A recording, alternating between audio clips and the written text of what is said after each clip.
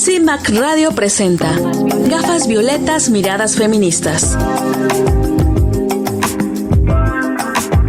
Segunda temporada.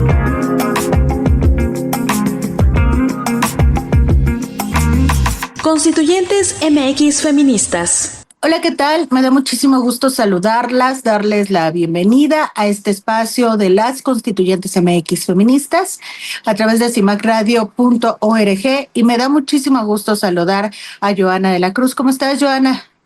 Hola, ¿qué tal, Ivonne? Pues muy contenta de estar aquí compartiendo este espacio contigo, saludar a todas las personas que nos están escuchando, un abrazo muy fuerte y pues quédense a este programa que está muy interesante, la verdad.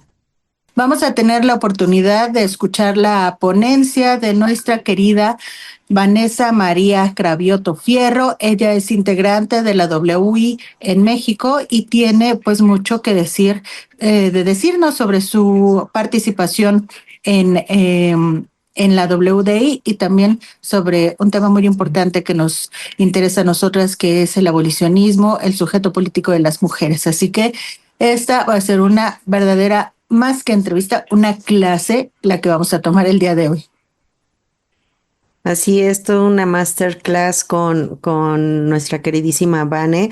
La verdad es que tiene una manera extraordinaria de contarnos todas estas violencias que sufrimos como mujeres, todo lo que es el abolicionismo, el hecho de que se quiera en este momento por parte del gobierno federal incluir la prostitución como un trabajo, o sea, nos parece deslenable.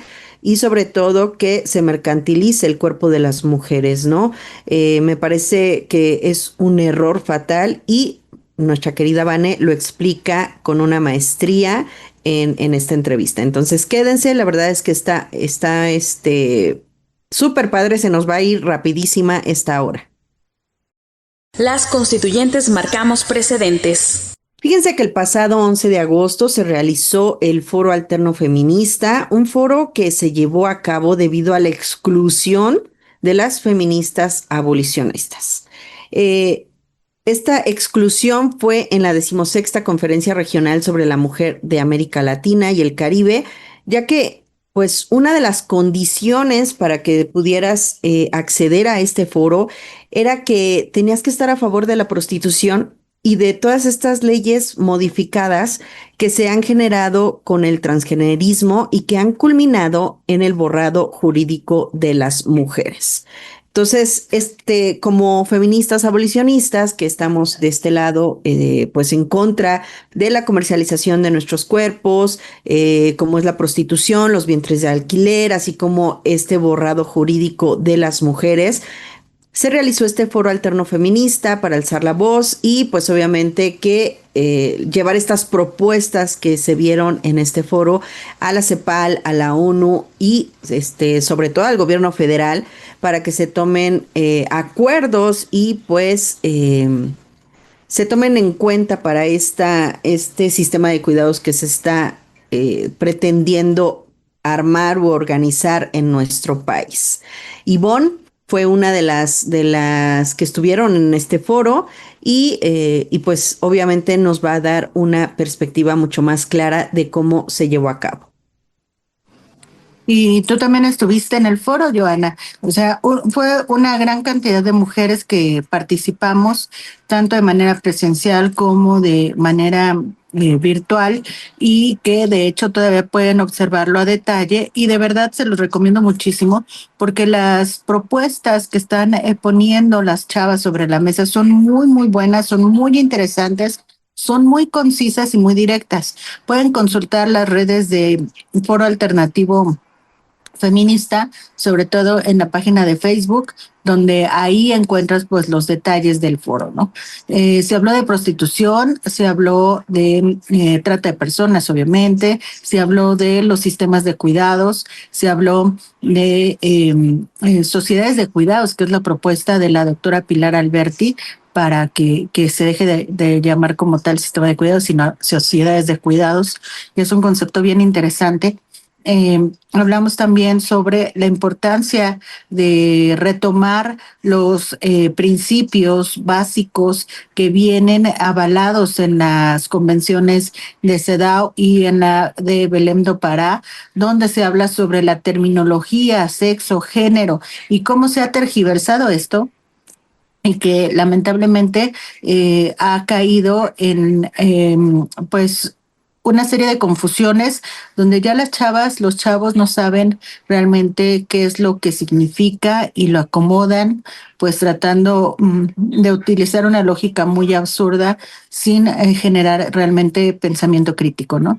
Y eso precisamente es lo que ahora ante la amenaza de la cancelación, es que muchas personas, mujeres y hombres, porque también hay hombres que lo hablan, pues decidan mejor quedarse callados y entonces empiezan a pasar todas estas políticas públicas que en lugar de beneficiar a las mujeres las han perjudicado a grado tal que, por ejemplo, en la legislatura anterior, bueno, en la legislatura que tenemos, pues hay una gran cantidad de hombres que se dicen mujeres ocupando espacios de mujeres, ¿no?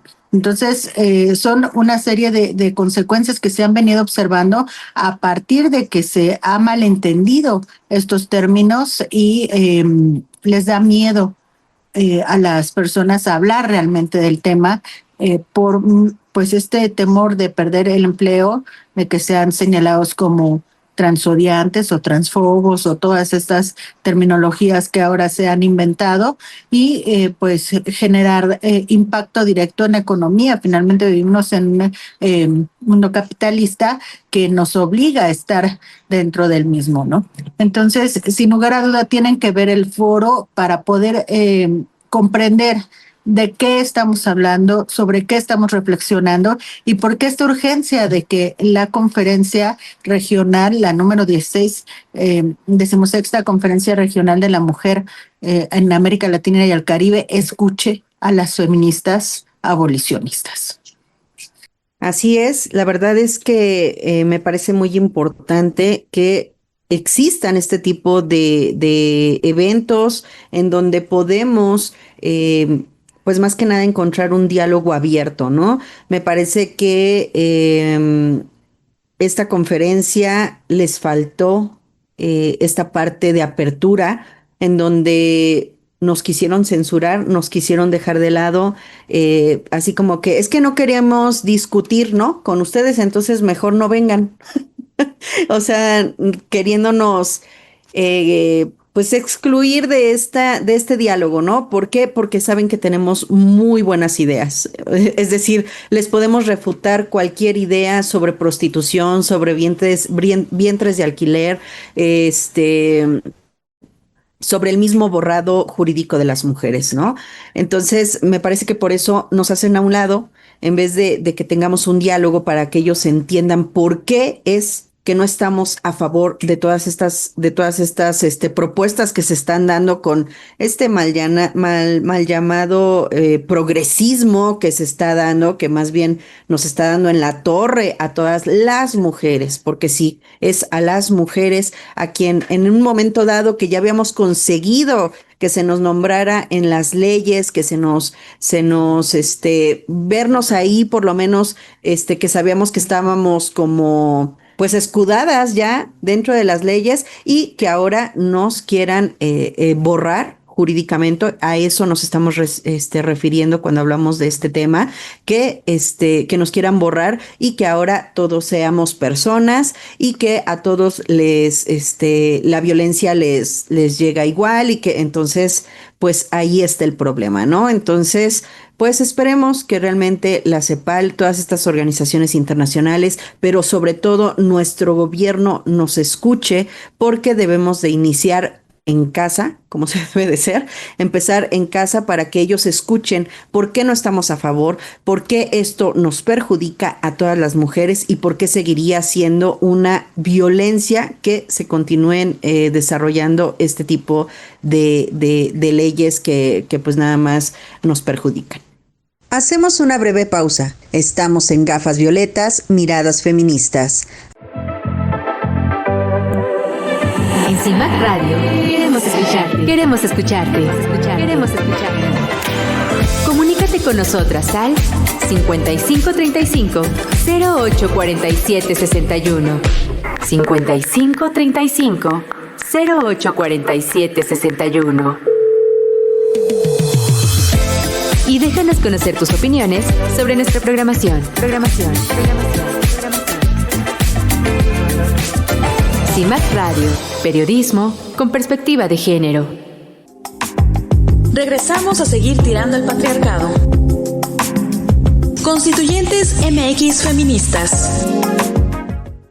Lo que vamos a ver a continuación es la ponencia, la clase de nuestra querida Vanessa Cravioto en Escuela de Verano Feminista en su 10ª edición. Este es un material sumamente exclusivo y que pues después de platicar entre nosotras, entre las constituyentes, decidimos que sin lugar a duda necesitamos ventilarlo, que todas escuchen lo que está trayendo como propuesta Vanessa, lo que nos está platicando en la BFM. Y bueno, sin más, vámonos con Vanessa Cravioto. Ella es de la WDI México. Bien, entonces brevísimamente voy a hacer este recorrido conceptual acerca de la exclusión de las mujeres, en primera instancia, en la firma del pacto social en las democracias modernas. ¿Y por qué? Porque, como les decía, se trata acerca de este asunto coyuntural respecto a todos estos cambios en este orden social que tenemos ahora mismo, a los que estamos asistiendo justamente.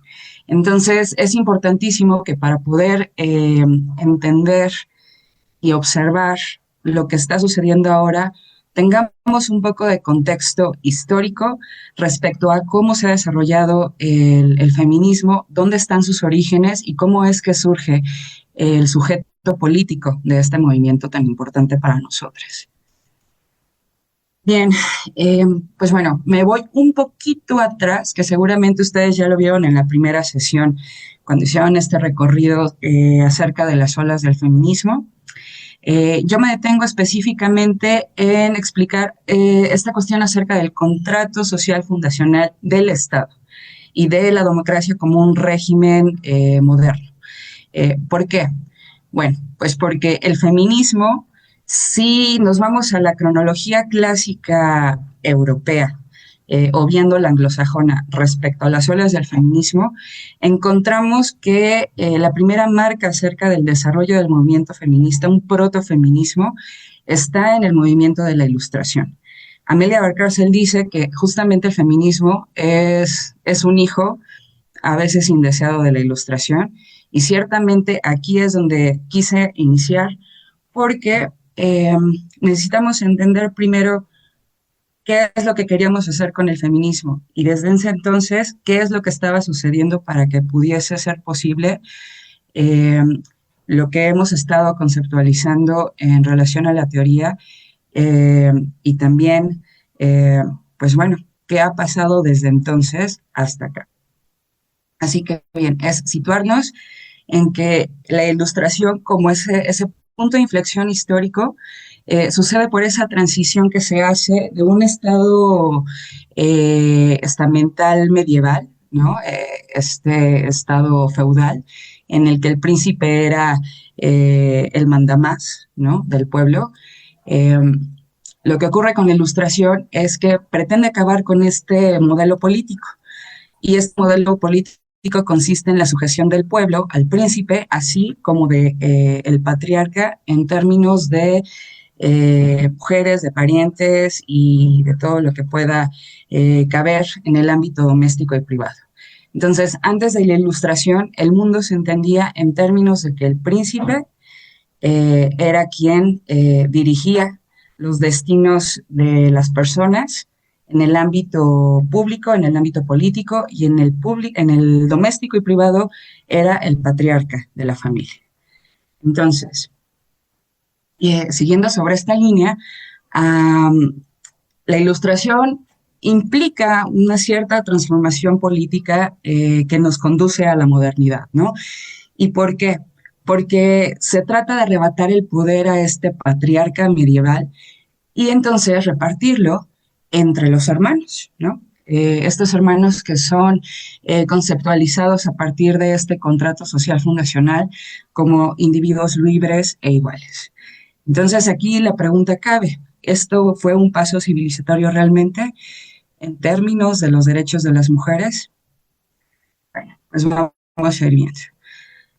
Y aquí es donde traigo a cuenta a Carol Pateman, porque ella hace ya algunos años, en 1988, publicó un libro, El contrato sexual, que es todo un recorrido de la teoría política para entender cómo fue la configuración del Estado y establecer su tesis fundamental, que tenía que ver con que este gran contrato social pactado entre hombres libres e iguales, deliberadamente omitió la otra parte de esa historia que tiene que ver con el contrato sexual en el que las mujeres estaban sujetas a él y no precisamente como sujetos que detentaban derechos, sino que más bien eran parte de las líneas que se estaban pactando en ese contrato.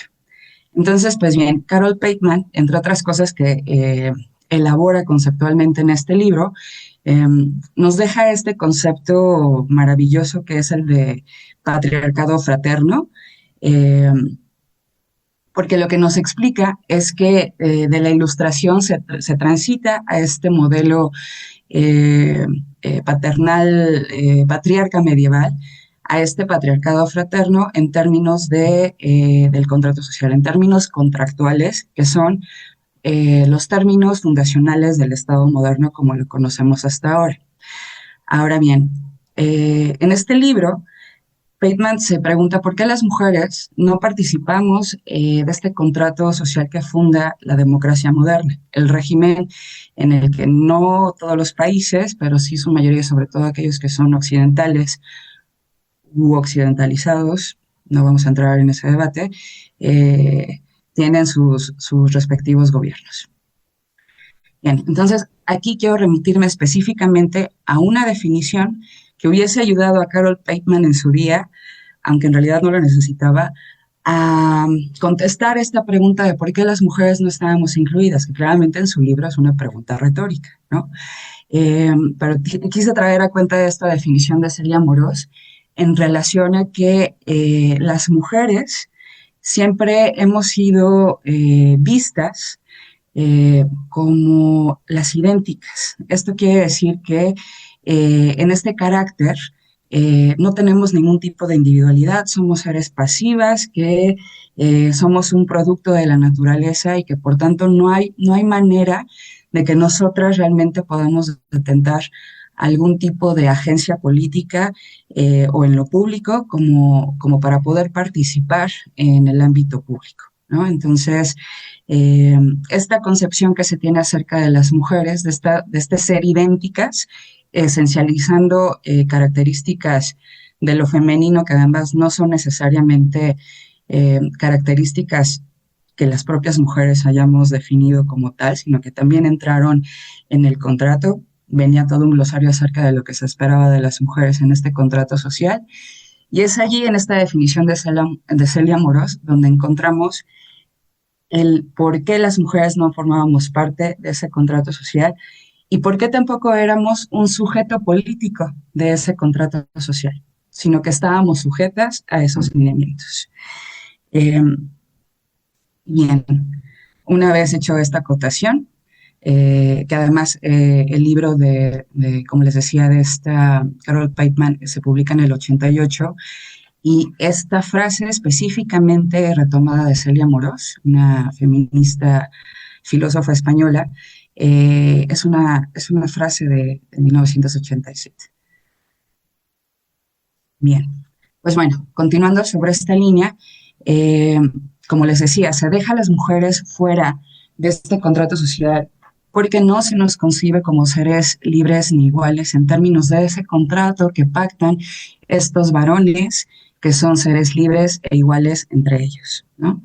Esta fraternidad que establecen a partir de esa relación contractual que va a modificar todas las relaciones públicas y políticas y configuran el Estado y por ende la creación de las instituciones que van a sostener a ese Estado. Lo que sucede aquí es que Carol Pateman nos explica que cómo se nos conceptualiza a nosotras es que al estar sujetas a este contrato social, en realidad esta otra parte omitida deliberadamente de cómo se explica el pacto social entre hombres es que nosotras formamos parte del contrato sexual, ¿no? Carol Pateman aquí dice, el contrato originario es un pacto sexual social, y como dice, está omitida completamente esta parte de la historia. Si ustedes revisan el largo aliento que tiene la conceptualización del Estado moderno y de toda la teoría política y de los padres fundadores del Estado moderno, pues no va a aparecer en ningún sentido cómo es que o al menos no de una forma explícita, de qué manera las mujeres participaban de esta nueva configuración de la realidad social, política y económica del mundo. Entonces, lo que Carol Pateman nos dice es que esta transición al Estado moderno, lo que es realmente una transición a una forma moderna de patriarcado. ¿Para qué? Para poder seguir manteniendo ese orden social patriarcal que viene de miles de años atrás, ¿no? Ahí es bueno evocar a Gerda Lerner en ese sentido de la creación del patriarcado, de entender que en estas transiciones políticas, en la cultura masculina, prima un gatopardismo, ¿no? Que todo cambie para que todo siga igual. Pues eso fue lo que sucedió con la transición al Estado moderno. Y específicamente, ¿qué se pactó en este contrato sexual que no formó parte del contrato social que fundó el Estado moderno? Pues específicamente el que los varones pudieran acceder sexualmente al cuerpo de las mujeres, ¿no? Y aquí encontramos esta dicotomía que también discute mucho Carol Pateman acerca de la figura de la mujer decente que está destinada a matrimoniarse y la mujer indecente, ninfómana, que está destinada a ser una mujer prostituida, ¿no? Entonces, desde allí se reparten esos papeles y esos atributos a mujeres buenas y a mujeres malas, a mujeres que van a ser privadas en el matrimonio y a mujeres que van a ser públicas y a las cuales todos los hombres van a tener derecho a acceder. A las privadas no, solamente uno. A todas las demás que están en ese ámbito público determinado por el acceso a sus cuerpos, ahí sí, cualquier hombre que decida accede al cuerpo de las mujeres.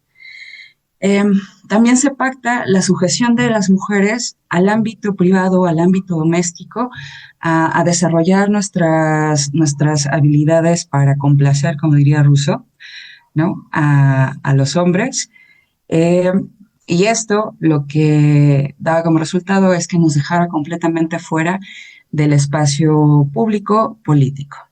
Entonces, como tal, no es necesariamente que no estuviésemos dentro del pacto social de este contrato, sino que es entender que existe este contrato sexual, que aunque esté omitido en la historia, eso es el papel al que se nos destinaba a las mujeres.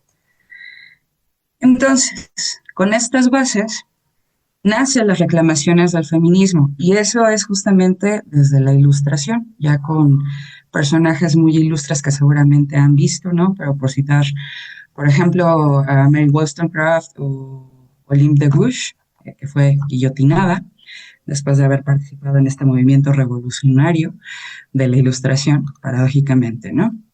Entonces, el feminismo nace para poder impugnar ese contrato social, ¿no? Y para poder incluir a las mujeres en esa igualdad sostenida, idealmente en esta reconfiguración que va hacia el Estado moderno, ¿no? Bueno, pues aquí es donde no me voy a detener tantísimo, porque como les decía, yo sé que ya están bastante doctas seguramente en las características de las olas del feminismo, pero un poco más adelante verán por qué necesariamente tuve que hacer este recorrido. Pues bueno, situamos la primera ola justamente en la Ilustración, y como les digo, en esta cronología clásica, recordando que existe la anglosajona, que lo que sitúa es en realidad el inicio del feminismo en el movimiento sufragista. y específicamente en este punto de inflexión que fue la declaración de los sentimientos de Seneca Falls. Pues bien, esta primera ola lo que hace básicamente es hacer una vindicación de los derechos civiles a un nivel realmente muy básico de las mujeres, ¿no? Propugna por la educación, por poder tener derechos dentro del matrimonio y no solamente ser objetos pasivos, ¿no? que se adquieren mediante este contrato.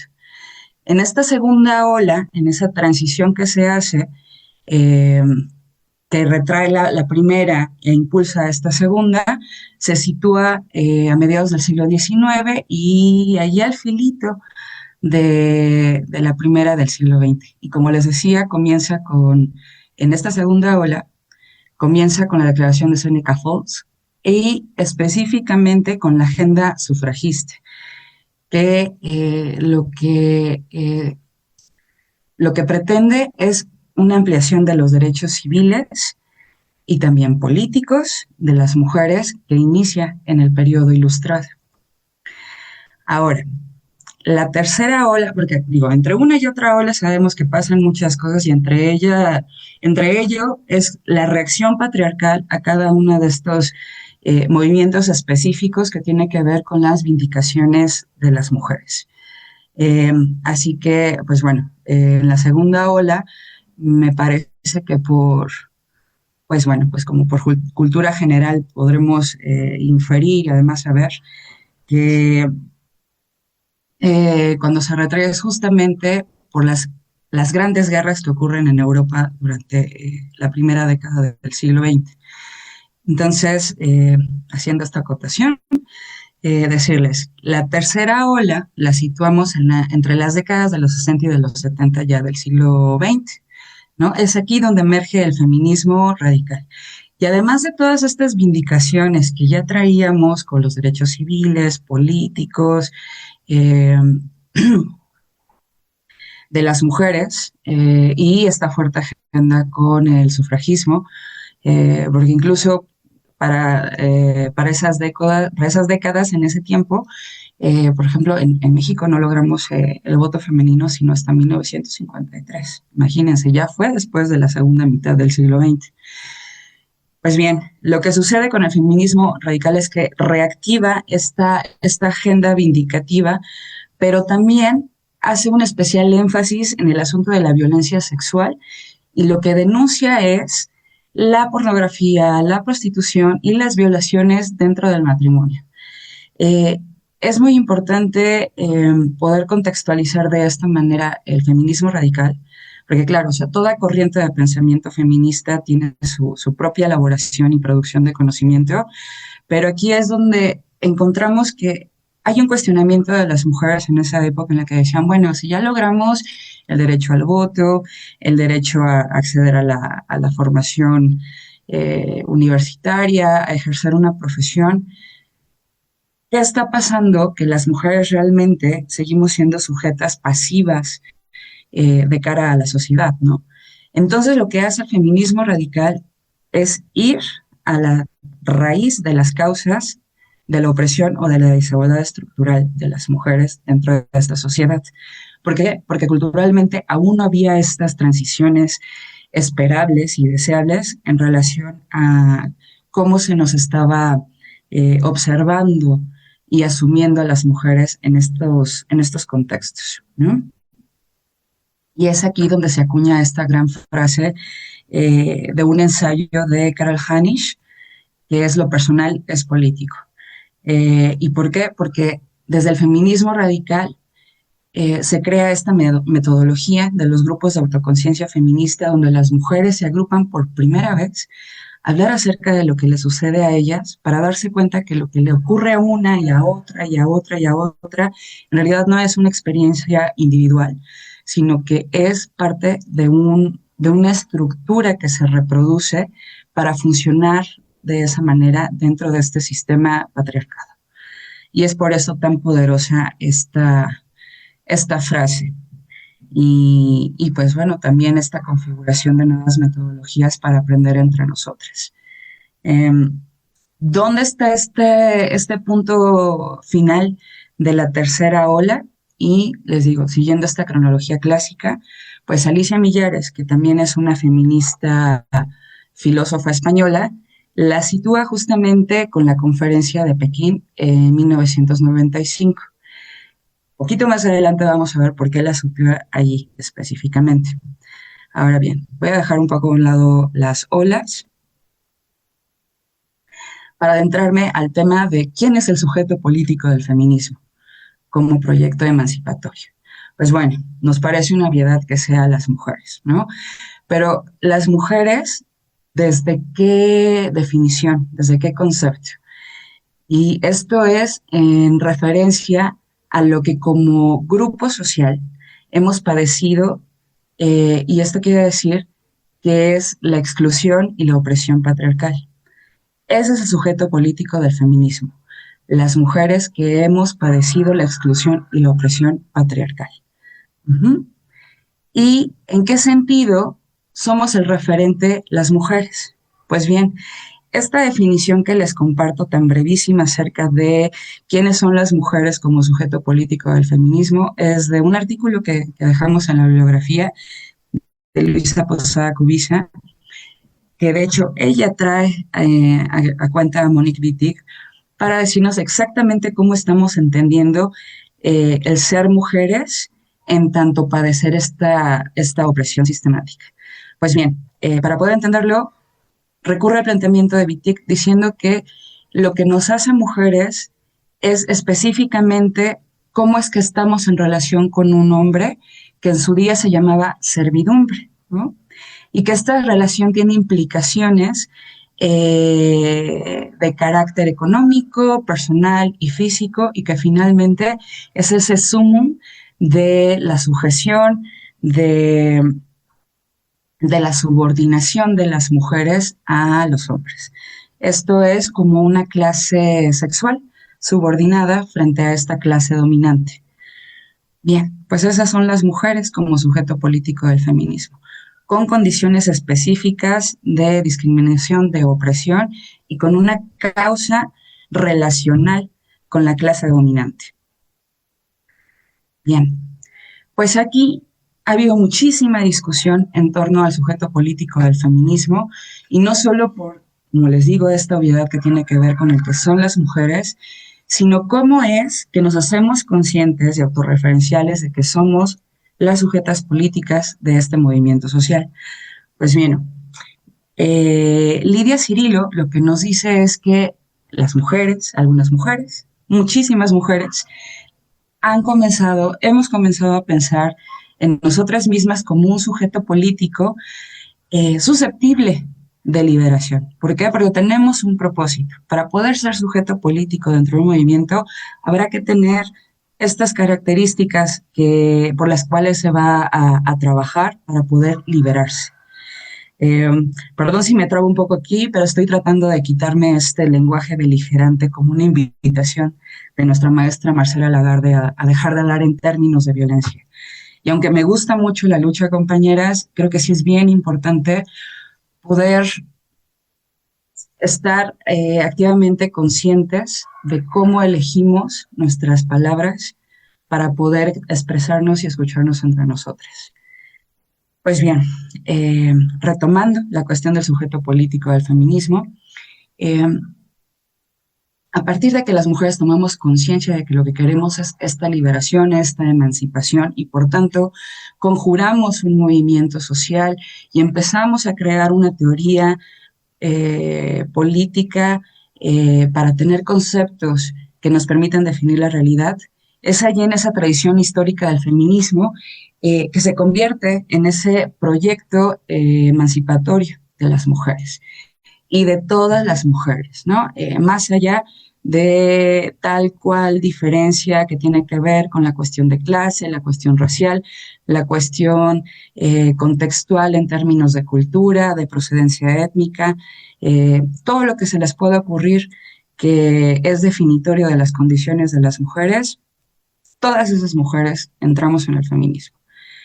Y aquí quiero señalar que puse orientación o preferencia sexual también como parte de todas aquellas mujeres, porque aquí hay un debate muy interesante y solamente voy a hacer esa acotación de que hay un debate de si la preferencia sexual es algo que viene biológicamente o es parte de la construcción del deseo moldeado por estar socializadas en un sistema patriarcal. Y aquí es específicamente hablar de heterosexualidad obligatoria. Y traigo a cuenta un estudio que está en el libro de Laura Lepona, Cuando lo trans no es transgresor. Lo que dice es que a mediados del siglo XX, después del siglo XX, se hace un estudio longitudinal con mujeres lesbianas que antes del feminismo radical, situado en estas décadas de los 60, 70, las mujeres lesbianas lo que pensaban es que la preferencia sexual tenía que ver con una determinación biológica, o sea, que nosotras nada más estábamos en nuestro momento en el que nos diéramos cuenta de que podíamos amar a otras mujeres. Pero sucede el feminismo radical como movimiento, ¿no? Toda esta explosión, además, no solo del feminismo radical, sino todo lo que está sucediendo históricamente en ese momento tan interesante del siglo XX, que las mujeres que optan por ser lesbianas empiezan a pensar acerca de que en realidad esa construcción del deseo puede ir también dirigida de una forma consciente a ser lesbianas, a asumirse como tales y amar mujeres. Y no solamente en términos sexoafectivos, sino también en el hecho de poder derribar esas barreras que tienen que ver con la rivalidad entre nosotras, con la competencia permanente que nos impone la heterosexualidad obligatoria.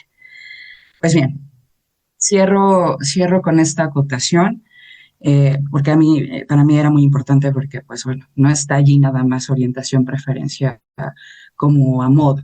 Yo sé que es un debate abierto y que me parece muy sano que sigamos dándolo en el sentido de poder dialogar respecto a cómo estamos pensando las cosas. Bien, pues aquí es donde les quiero hablar de otra feminista, ¿no? De Nancy Fraser. Ella, en términos de lo que está sucediendo en el movimiento feminista y específicamente luego de estas décadas, para situarse en la de los 80, habla acerca de dos paradigmas de la justicia feminista, que como tal es ya todo un pensamiento que viene de esta elaboración teórica, que ya llevamos un poco desde la Ilustración, ¿no? O sea que ya unos 300 años un poco más, pues ya algo tendremos que decir al respecto, ¿no? Y pues bien, Nancy Fraser define dos paradigmas en relación al feminismo como movimiento. Y uno es el paradigma de la redistribución. Esto tiene que ver con cómo las mujeres estábamos reclamando igualdad, y esto quería decir redistribuir el poder, los recursos y las riquezas. Pues bien, en este concepto abstracto es el paradigma de la redistribución como parte de también las reivindicaciones que hace el movimiento feminista. Ahora, está este otro paradigma que tiene que ver con el reconocimiento. ¿Qué tiene este paradigma? Que lo que nos plantea es volver a evaluar en positivo todo aquello que está conceptualizado como femenino. Y aquí, ojo, no es remitirse a la cuestión estereotípica de la feminidad, que es una construcción conceptual masculina, sino regresar a nosotras mismas y entender qué es eso de poner en valor positivo lo que nos define constitutivamente, esencialmente en términos ontológicos como mujeres, ¿sí? Y este paradigma del reconocimiento lo que implica es un cambio de estos patrones culturales que, como hace un momento les decía, era lo que hacía a las feministas de la década de los 60 y 70 cuestionarse por qué las mujeres seguíamos en una situación de subordinación, pese a estos avances que se lograron a partir del reconocimiento de determinados derechos que hemos podido ejercer desde entonces. Y pues bien, es importante también decir que este paradigma Nancy Fraser lo sitúa, que inicia por allí de la década de los 80, como ya les decía, Y es específicamente cuando también se está hablando desde otra corriente del feminismo, como todas las que tiene, de pensamiento, que no son los feminismos, sino las corrientes de pensamiento feminista, es aquel que pone el énfasis en la diferencia sexual. Y es muy importante este movimiento porque, porque tiene planteamientos fundamentales, pero también el concepto de diferencia sexual, así como nosotras lo empleamos para conceptualizarnos, quienes reaccionan frente al movimiento feminista también toman este concepto y lo tergiversan. Bien, como hace un momento les explicaba, este paradigma de la redistribución le da un sentido de propósito al feminismo en términos de qué es lo que hacer para poder avanzar en términos de derechos, ¿no? Entonces, este paradigma está específicamente, y en esa especificidad de su amplitud, abocado a la transformación del sistema político y económico de la sociedad para poder acabar con la desigualdad que padecen las mujeres, esta desigualdad estructural. ¿Y por qué se da esta desigualdad estructural? Pues debido a esta visión de la división sexual del trabajo. Y entonces, por eso, aquí quiero que pongamos atención por qué me fui a las olas, por qué me fui a la ilustración, por qué traje a cuenta a Carol Tate. Bien. Entonces, en el quehacer del feminismo, además del paradigma de la redistribución, que era como esta bandera que ya tenía desde por lo menos el siglo XX, cuando ocurre esta tercera ola, esta segunda y tercera ola, empieza a enfocarse en la reclamación del reconocimiento, en este paradigma, ¿no? Que tiene que ver con este cambio de los patrones culturales para revalorizar la diferencia sexual femenina, ¿no? Y también para poner en relieve cómo es que estas diferencias, además de ser constitutivas de las mujeres, hace que la experiencia de desigualdad sea muy diferenciada entre unas y otras. Y aquí es clave porque estamos llegando como al punto álgido del asunto del sujeto político. Bien, pues lo que ocurre es que en esta década hay esta queja completamente legítima de feministas negras, chicanas, lesbianas, que critican este feminismo hegemónico que no estaba contemplando de forma adecuada, por lo menos idónea, las diferencias que hay entre las mujeres. Y era claramente muy problemático no poder sentirse representadas cuando se observaba que se parecía estar hablando solamente de las mujeres blancas, de las heterosexuales, las de clase media, las que les hacían el feo y que de hecho decir, pues esa es una mujer universitaria en la década de los 50, era un insulto, en realidad.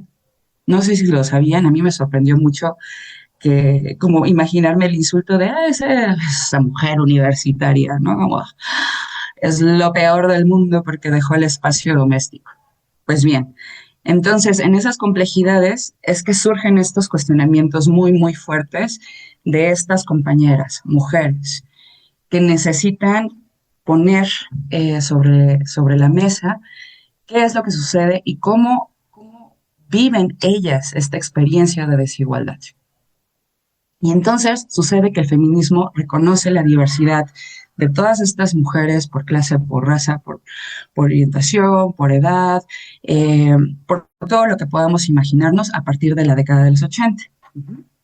Ahora, aquí la cuestión problemática, y eso siempre tenemos que tener en consideración, es que cada vez que conceptualizamos, estamos problematizando también. No nos estamos quedando solamente con definiciones que son inamovibles, porque no estamos hablando de un dogma, estamos hablando de una producción intelectual de las mujeres.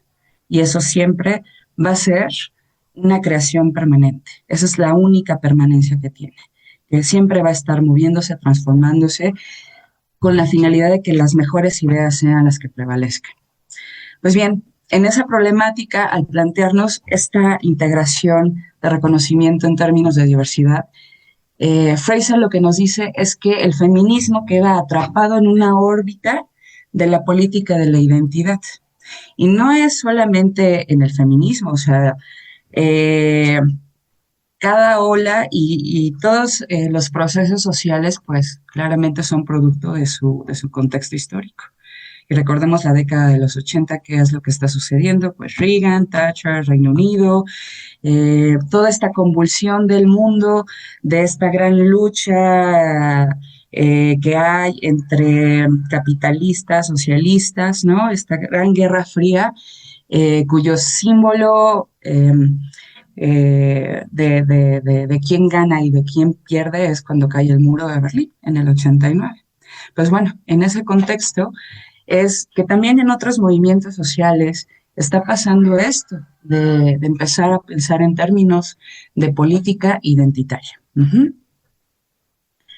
Y también lo que dice es que no es problemático que exista el paradigma del reconocimiento, sino que este eclipsó el paradigma de la redistribución que tenía que ver con reconfigurar el sistema político y económico para poder acabar con la desigualdad que padecemos las mujeres, ¿no? Aunque no es cosa menor la modificación de patrones culturales, se deja completamente a un lado las condiciones materiales en las que viven las mujeres por esta necesidad de entrar en categorías específicas para poder definirse, pero eso también nos lleva a la trampa del solipsismo o de este sectarismo entre identidades, incluso entre mujeres feministas. Y yo creo que ya muchos estamos listas para esa conversación. Bien, pues sobre esta línea, Fraser también nos advierte que no todas estas diferencias ni pueden ni deben ser reconocidas porque no todo vale dentro del reconocimiento de estas diferencias, y no porque no existan, sino porque hay que entender que habrá diferencias que lo que harán es consolidar la opresión y la desigualdad. Estas diferencias que hacen diferentes a las mujeres entre ellas pueden ser un vehículo para poder seguir reproduciendo el sistema patriarcal. Por eso es importante, no es decir, yo no quiero ver lo que está sucediendo con las lesbianas, con las negras, con las chicanas, con las decoloniales, con las del sur global, con las africanas.